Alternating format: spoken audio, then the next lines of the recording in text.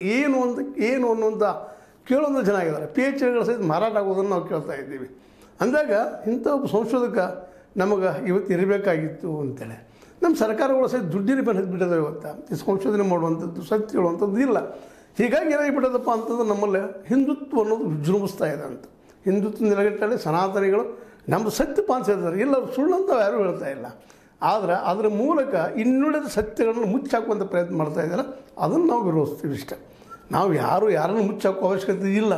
ಸನಾತನ ಈ ಒಂದು ವಿಚಾರದಲ್ಲೇ ಅವ್ರು ಹೇಳೋದಿಲ್ಲ, ಸತ್ಯಂತೂ ಒಪ್ಕೊಳ್ಳೋ ಸಾಧ್ಯ ಇಲ್ಲ. ಹಾಗಂತೇಳಿ ಇವತ್ತು MM ಕಲ್ಪರಿಗೆ ಅವ್ರು ಬಿಡಿಸಿಟ್ಟಂಥ ಇವೆಲ್ಲವುಗಳನ್ನು ಸುಳ್ಳು ಅಂತ ಹೇಳಿಕ್ಕೆ ಸಾಧ್ಯ ಇಲ್ಲ. ಯಾಕಂದ್ರೆ ಅವ್ರು ಏನು ಮಾಡಿದ್ರು ಎಲ್ಲ ಈ ಶಿಲಾಶಾಸನಗಳ ಆಧಾರದ ಮೇಲೆ, ಅದ್ರ ಜೊತೆಗೆ ವಚನಗಳ ಆಧಾರದ ಮೇಲೆ ಸತ್ಯವನ್ನು ಹುಡುಕುವಂಥ ಪ್ರಯತ್ನ ಮಾಡಿದ್ರು ಅವರು.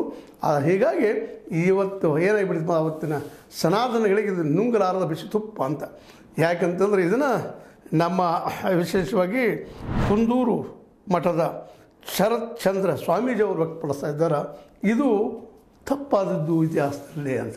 ಸನಾತನಿಗಳು ಇಡೀ ಒಂದು ವ್ಯವಸ್ಥೆ, ಇಡೀ ದೇಶದ ವ್ಯವಸ್ಥೆಯನ್ನು ಇವರು ಕೇವಲ ಈ ಸನಾತನ ಧರ್ಮ ಒಂದು ಶ್ರೇಷ್ಠ, ಉಳಿದೆಲ್ಲ ಕನಿಷ್ಠ ಅನ್ನೋ ನಿಟ್ಟಿನಲ್ಲಿ ವಿವರಿಸಲಿಕ್ಕೆ ಹೋಗಿದ್ದೆ. ಇದರ ಘಟನೆ ನಡೆದು ಹೋಯಿತು. ಇಲ್ಲಿವರೆಗೆ ಅದು ಹೊರಗೆ ಬರ್ತಾ ಇಲ್ಲ ಅನ್ನುವಂಥ ಮಾತನ್ನು ಅಭಿಪ್ರಾಯ ವ್ಯಕ್ತಪಡಿಸ್ತಾರೆ. ಅದರ ಅರ್ಥ ಇಲ್ಲಿ ಲೋಕಲ್ ಜನಪದೀಯ ಧರ್ಮ, ಜಾತಿ, ಚಿಂತನೆ, ಸಂಸ್ಕೃತಿ ಇವ್ಯಾವು ಮುಖ್ಯ ಆಗಬಾರ್ದು ಅನ್ನುವಂಥ ಸದಭಿಪ್ರಾಯವನ್ನು ವ್ಯಕ್ತಪಡಿಸ್ತಾ ಇದ್ದಾರೆ.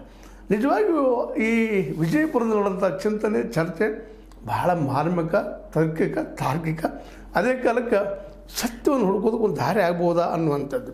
ಈಗ ಹೇಳಿದ ನಿಮಗೆ ಶಿಲಾಶಾಸನಗಳ ಮೂಲಕವೂ ಸಹಿತ